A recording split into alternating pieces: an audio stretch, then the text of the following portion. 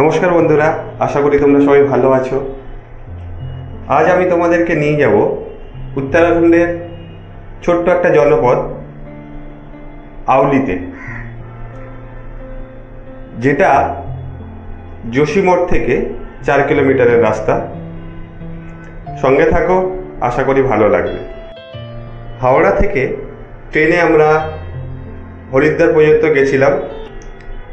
একদম সকালবেলায় আমাদেরকে হরিদ্বারে নামিয়ে দিয়েছিল ট্রেনটা। আমরা গেছিলাম 6 জন বড় আর 2টো বাচ্চা। হরিদ্বারে নেমে আমরা কিছুক্ষণ ওয়েট করলাম আমাদের গাড়ির জন্য, কারণ আমরা অনেক সকাল সকাল পৌঁছে গেছিলাম, তখনও পর্যন্ত আমাদের গাড়িগুলো আসেনি। আমাদেরকে যাত্রা করতে হবে এখন টোটাল 275 কিলোমিটার রাস্তা। আমাদের জার্নির শুরুতেই স্বয়ং দেবাদিদেবের আশীর্বাদ নিয়ে আমরা আমাদের যাত্রা শুরু করেছি। আমরা ঋষিকেশ, দেবপ্রয়াগ, শ্রীনগর, রুদ্রপ্রয়াগ, কর্ণপ্রয়াগ, তারপরে যোশীমঠের দিকে যাব। তো মাঝখানে একটা জায়গায় আমরা ব্রেকফাস্ট করার জন্য কিছুক্ষণ দাঁড়ালাম। নিচ দিয়ে গঙ্গা বয়ে চলেছে। তারও কিছুক্ষণ পর আমরা দেবপ্রয়াগে এসে উপস্থিত হলাম। দেবপ্রয়াগ হলো সেই জায়গা যেখানে ভাগীরথী নদী আর অলকানন্দা নদী দুটো মিশে গঙ্গা নাম ধারণ করে নিচের দিকে প্রবাহিত হয়েছে। হরিদ্বার থেকে যোশীমঠ পৌঁছাতে আমাদের 13 ঘন্টার বেশি সময় লেগে গেছিল, কারণ রাস্তায় অনেকবার আমাদের দাঁড়াতে হয়েছে রাস্তায় কাজের জন্য। আমরা রাত্রেবেলা পৌঁছে ঘুমিয়ে পড়েছিলাম। তারপর সকালবেলায় যখন উঠলাম, চারিদিকের যে সৌন্দর্যটা সেটা তোমরা দেখো। প্রত্যেকটা পাহাড়ের উপরে বরফে পুরো ঢাকা হয়ে আছে। আশেপাশে এলাকায় মন্দির দেখতে পাচ্ছি। তো আমরা এখানে ব্রেকফাস্ট করে তারপরে আউলির দিকে আবার রওনা হব। যোশীমঠ থেকে আউলির দূরত্ব 4 কিলোমিটার। যখন আমরা হোটেল থেকে বেরোলাম, রাস্তার দুপাশে দেখছি বরফ পড়ে আছে। তো এটা দেখে আমাদের প্রচণ্ড রকম মজা লাগছিল। এত সুন্দর সিনারি, তার মধ্যে রাস্তার দুদিকে বরফ পড়ে আছে, তার মধ্যে দিয়ে গাড়ি চলেছে। কিন্তু আমাদের জানা ছিল না যে এই বরফের জন্য আমাদের কতটা সমস্যার মধ্যে পড়তে হবে। যোশীমঠ থেকে মোটামুটিভাবে 2 কিলোমিটারের রাস্তা আসার পরে দেখলাম আমাদের যে সামনের গাড়ি ছিল সেই গাড়িটা আর উপরের দিকে যাচ্ছে না। তো যে কারণে আমাদের গাড়িটাকেও দাঁড়িয়ে পড়তে হলো। তারপর উপর থেকে বরফ সাফ করার যে গাড়িটা সেটাও নামছিল। ভাবলাম যে হয়তো এবারে আমরা উপরের দিকে উঠতে পারবো, বরফ কেটে পুরো রাস্তা সাফ হয়ে গেছে। তো আমরা আস্তে আস্তে করে উপরের দিকে এগিয়ে যাচ্ছিলাম। আরও কিছুটা যাওয়ার পরে দেখলাম যে আর গাড়ি যাচ্ছে না, সকলকে ঠেলে ঠেলে গাড়ি উপরের দিকে ওঠাতে হচ্ছে। তো সবাই মিলে হাত লাগানো হয়েছিল, গাড়িটা উঠে গেল। কিন্তু আমরা যে গাড়িতে ছিলাম সেই গাড়িটাকে আর ঠেলে ওঠানো গেল না। আর কিছু করার ছিল না, সব লাগেজ গাড়ির মধ্যে রেখে আমরা হেঁটে হেঁটে আউলির দিকে চললাম। এই সাইনবোর্ডে তোমরা দেখতে পাচ্ছ আউলি এখনও 2 কিলোমিটার বাকি, আর জিএমভিএন গেস্ট হাউসও 2 কিলোমিটার। আর জিএমভিএনের গেস্ট হাউসটা যেখানে আছে ঠিক ওখানেই আমাদের হোটেল। তো আমাদেরকে এখন 2 কিলোমিটার এই বরফের রাস্তা দিয়ে ট্রেক করে করে যেতে হবে। সেই দেখা যাচ্ছে জিএমভিএন গেস্ট হাউস, ঠিক ওর নিচেই আমাদের হোটেল। আমরা মোটামুটিভাবে চলে এসেছি, কিন্তু এখন যে জায়গায় এসেছি, আমরা ছাপোষা বাঙালি দার্জিলিং, গ্যাংটক এইসব জায়গায় যাই, সেখানে অল্প আধটু বরফ পাই, কিন্তু এখানে বরফের মধ্যে দিয়ে আমাদেরকে হেঁটে যেতে হচ্ছে। সে যে এক্সাইটমেন্টটা ছিল, যে আনন্দটা ছিল না, সেটা হয়তো মুখে ওরমভাবে বলে বোঝাতে পারবো না তোমাদের। বাচ্চা থেকে বুড়ো সবাই দেখো মানে একটা আনন্দের মধ্যে আছে যে আমরা কোথায় চলে এসেছি।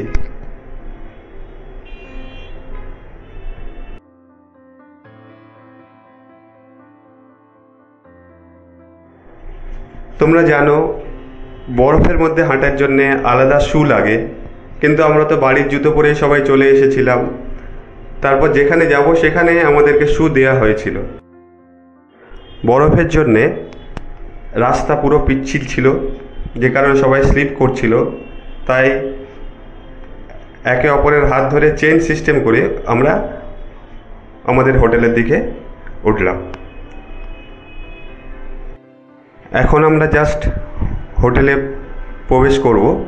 আর হোটেলের সামনের অবস্থাটা তোমরা দেখো যে কতটা স্নোফল হলে, কতটা বরফ পড়লে তবে এত বরফ জমতে পারে। পুরো হোটেলের সামনে 1 কোমর করে বরফ জমে আছে। হোটেলের যে বাউন্ডারি দেখতে পাচ্ছ তোমরা, সেটাও দেখো কতটা ডুবে গেছে। আমি তো এত জায়গায় ঘুরতে গেছি, কখনো এত বরফ পাইনি।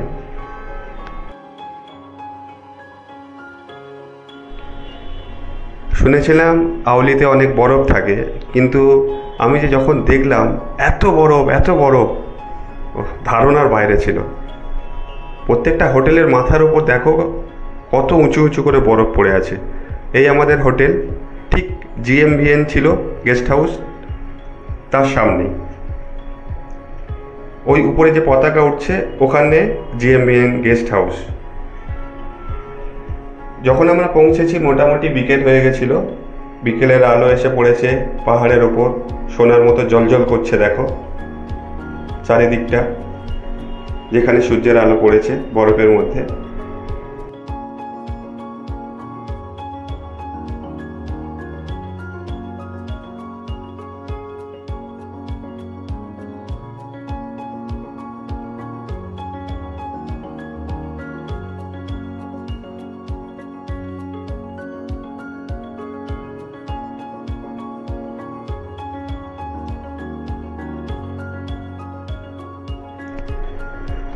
আমাদের হোটেল রুম থেকে ঠিক এই রকম ভিউটা আমরা দেখতে পাচ্ছিলাম।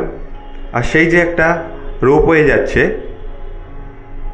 অনেকটাই দূরে, তোমরা নিশ্চয়ই দেখতে পাচ্ছ।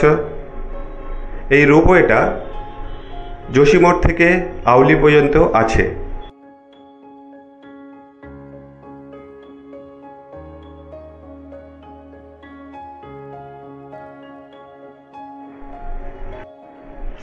কেউ যদি মনে করে যে আউলি না এসে শুধুমাত্র যোশীমঠে থেকে ওখান থেকে এই রোপওয়েতে চড়ে আউলিতে পৌঁছাতে পারে, সারাদিন ঘুরে আবার সন্ধ্যাবেলায় রোপওয়েতে চড়ে যোশীমঠে চলে যেতে পারে।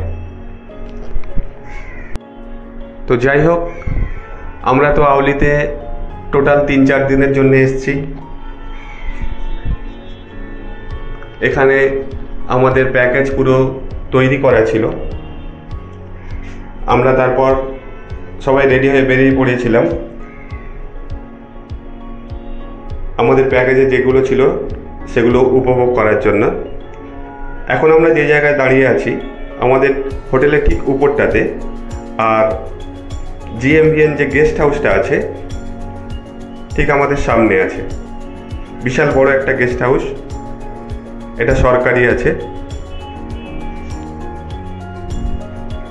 এখন আমরা যাচ্ছি চেয়ার কেবিল কার চড়তে, যেটাকে গন্ডোলা রাইডও বলা যায়।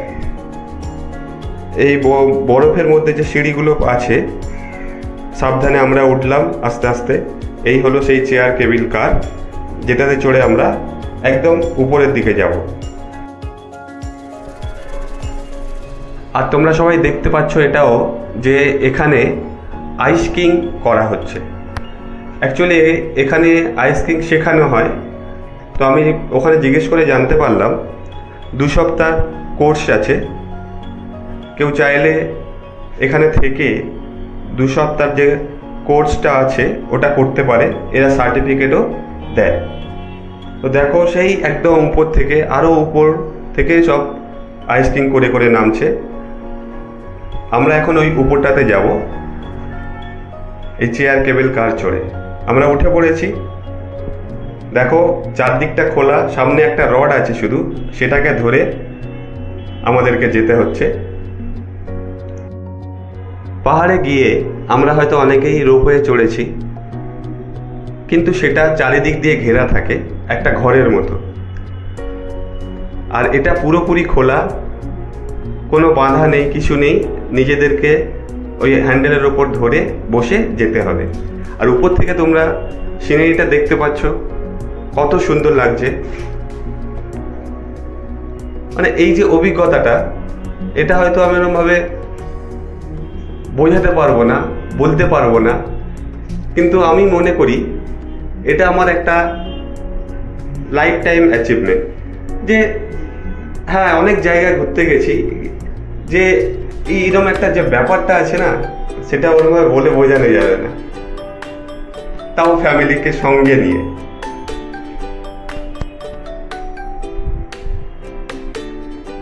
দেখো তোমরা,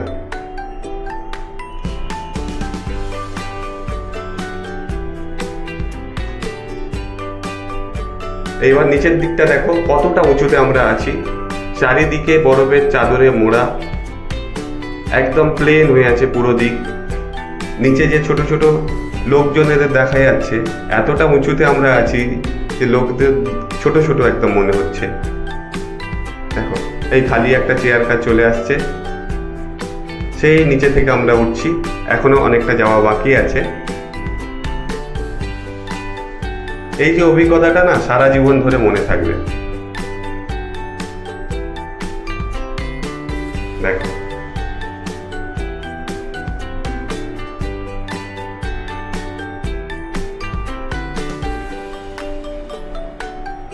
দশ 15 মিনিটের মধ্যে আমরা পৌঁছে গেছিলাম। আমাদের গ্রুপের অন্যান্য সাথীরাও চলে এসেছে।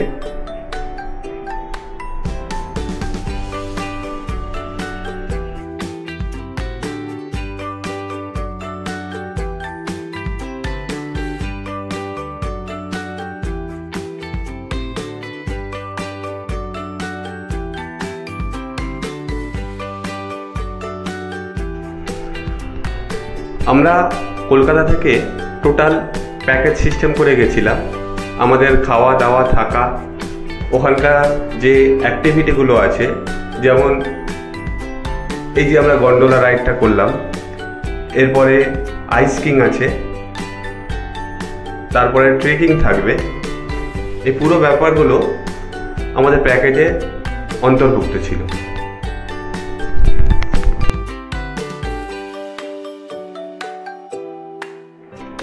আর কিছুক্ষণের মধ্যে আমরা স্কিইং শুরু করব।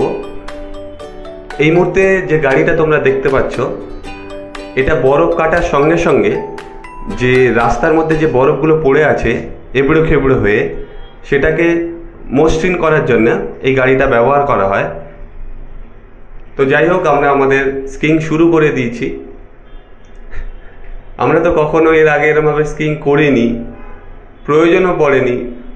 এই জায়গায় গেছি, এখানে আকর্ষণ আছে, এটা মেন, তো সেই হিসাবে আমরা একটা একটা করে সবাই করছিলাম। কিন্তু একদিনে এটা সম্ভব নয়। আমরা যতবারই করতে যাচ্ছি দেখছি একটু গিয়ে পড়ে যাচ্ছি, যতবারই করতে যাচ্ছি একটুকুনি এগিয়ে গিয়ে আবার পড়ে যাচ্ছি।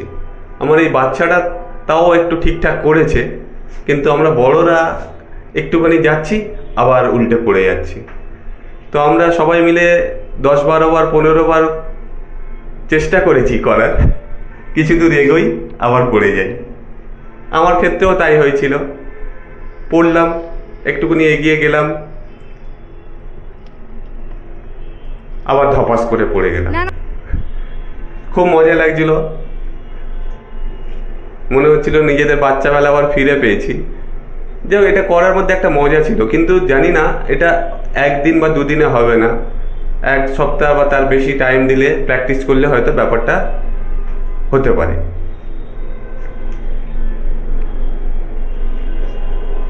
যেহেতু আমাদের প্যাকেজের মধ্যে ছিল, তাই এগুলো আমরা প্রচুরবার চেষ্টা করেছি, কেউ বাদ যায়নি, বড় ছোট সবাই চেষ্টা করেছে। আমরা এক এক করে বহুবার এটা করেছি।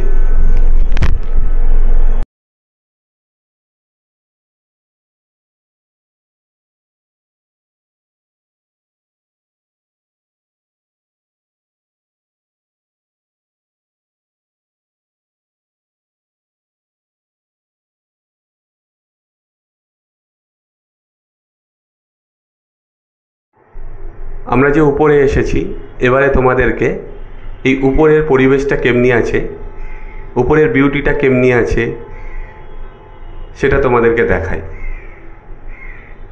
দেখো, যে যত দূর তোমাদের নজর যাবে পুরোটাই বরফে মোড়া, আর যেই এক টুকরো মেঘ যেই আটকে আছে চূড়াটার মধ্যে, ওটাই নন্দাদেবী হিলস, ওটাই নন্দাদেবী পর্বত। দেখো, সেই নিচ থেকে আমরা এসেছি, যে ঢালটা দেখা যাচ্ছে। আর এখন যে সামনে এই জায়গাটা দেখতে পাচ্ছ নিচু, ওটা একটা আর্টিফিশিয়াল লেক, যেটা পুরোটা বরফে ঢাকা হয়ে আছে।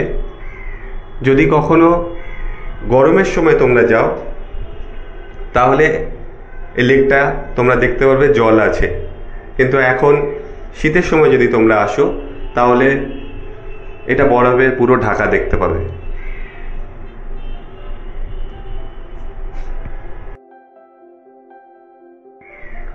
আউলির ব্যাপারে শুধু শুনেছিলাম, কিন্তু স্বপ্নেও ভাবেনি যে এখানে এসে এইরকম একটা নৈসর্গিক দৃশ্য আমরা দেখতে পাবো, এত সুন্দর একটা পরিবেশ আমরা দেখতে পাবো।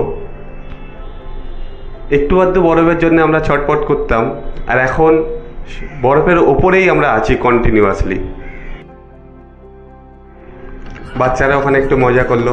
তারপরে আমরা যখন নিচের দিকে নেমে আসছি, একটা গ্রুপ তো এই বরফের মধ্যে গান চালিয়ে নাচতে শুরু করে দিয়েছে, আনন্দ করতে শুরু করে দিয়েছিল। তো আমরাও তাদের সাথে কিছুক্ষণ সামিল হলাম।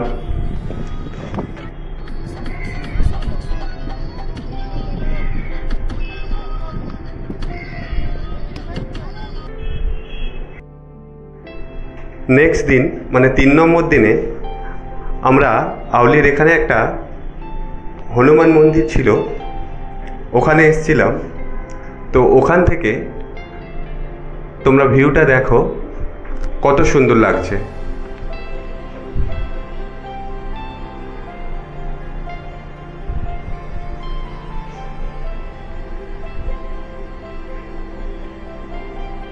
নিচে ছোট ছোট কটেজগুলো দেখা যাচ্ছে।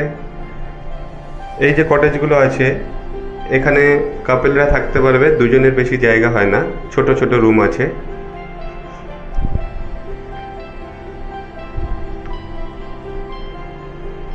এই যে পাহাড়টা দেখা যাচ্ছে সামনে, ঠিক ওর পিছন দিকটায় ভ্যালি অফ ফ্লাওয়ার আছে, মানে ওটা বদ্রীনাথের দিক।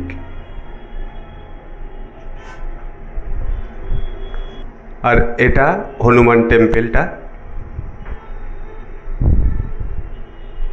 দেখো।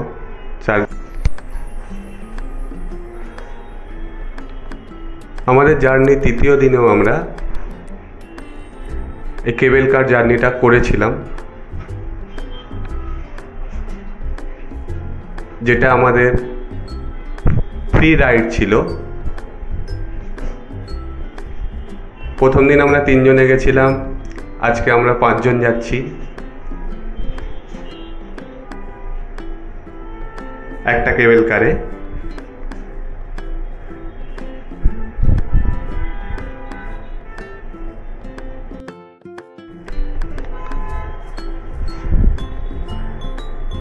সেই একই মজা, একই আনন্দ, কেবল কার চড়ে একটা অন্যরকম অনুভূতি। তো যাই হোক, আজকে আমরা কেবল কার থেকে নেমে ট্রেক করব। এই নিচের দিকে দেখা যাচ্ছে কত মানুষ চলেছে উপরের দিকে হেঁটে হেঁটে। আর এই যে এই বড় হোটেলটা দেখা যাচ্ছে, চাইলে তোমরা এখানেও থাকতে পারো, পুরো বরফের দেশে।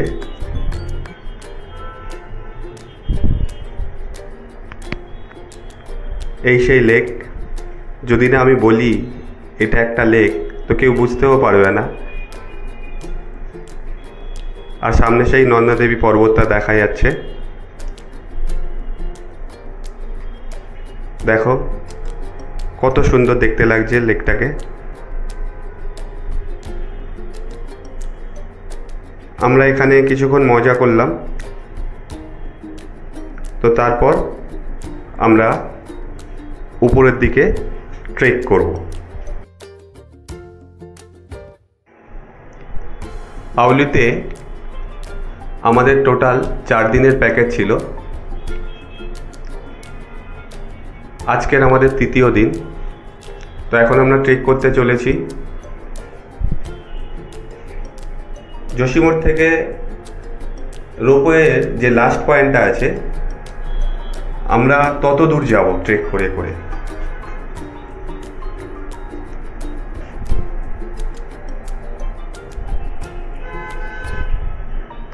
আমরা তো ঘুরে এসেছি, আমার মনে হলো যে তোমাদেরকেও জায়গাটা দেখাই। যদি তোমাদের যাওয়ার ইচ্ছা হয় কখনো, আমার তো মনে হয় লাইফে একবার হলেও আউলি থেকে ঘুরে আসা উচিত। যে বরফের দেশ বলতে কীরকম বোঝায় সেটা তোমরা ভালো করে উপলব্ধি করতে পারবে। দেখো মাটির কোনো নামও নিশান নেই, পুরোটাই বরফ। আর তার মধ্যে দিয়ে আমরা হেঁটে হেঁটে চলেছি, যেমন ঠিক পর্বত আরোহীরা করে ঠিক তেমনটাই। দেখো সেই দূর থেকে আমরা হেঁটে হেঁটে এসেছি।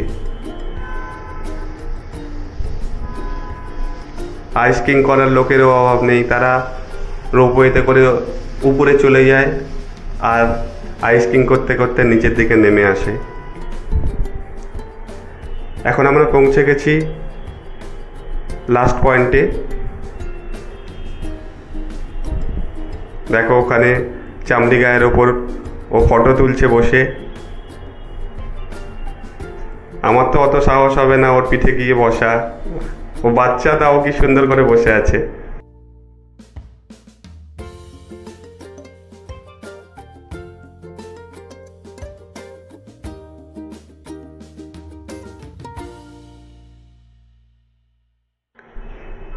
এবার আমাদের ফেরার পালা। আমরা একে একে নিচে নেমে আসছি। আর এই সেই লোক যার জন্য আমরা ওখানে যেতে পেরেছি, শিবাঞ্চল সেমওয়াল। ডেসক্রিপশান বক্সে আমি ওর নাম্বার দিয়ে দেব। তোমরা যদি কেউ চাও কখনো আউলিতে যেতে, ওর সাথে যোগাযোগ করে যেও। খুব ভালো মানুষ, খুব ভালো লোক একটাও। ওর ব্যবহার, এমনিতে পাহাড়ের লোকেদের ব্যবহার ভালো, তো ও আমাদেরকে খুব সাহায্য করেছিল।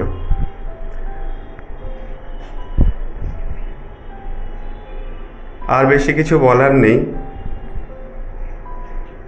যদি তোমাদেরকে একটু হলেও আনন্দ দিতে পারি, ভালো লাগাতে পারি, তাহলে লাইক, কমেন্ট আর শেয়ারটা করে দিও। আর একটা কথা না বললেই নয়, শীতকালে যদি তোমরা যাও তোমাদেরকে গরমের জামা কাপড় অনেক নিয়ে যেতে হবে। শীতের থেকে বাঁচতে যা যা করণীয় সেগুলো তোমাদেরকে করতেই হবে। আমাদের তো রুমের মধ্যে 24 ঘন্টা হিটার জ্বলতো। উপর থেকে নিচে নামতে আমাদের ঘন্টাখানেকের বেশি সময় লেগেছে, উঠতে তো অনেক বেশি সময় লেগেছিল।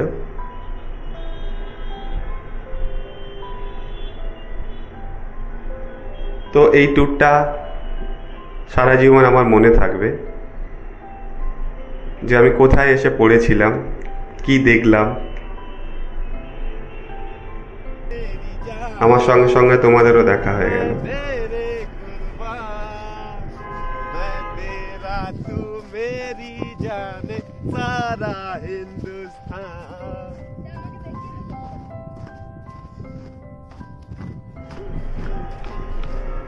ধন্যবাদ সকলকে।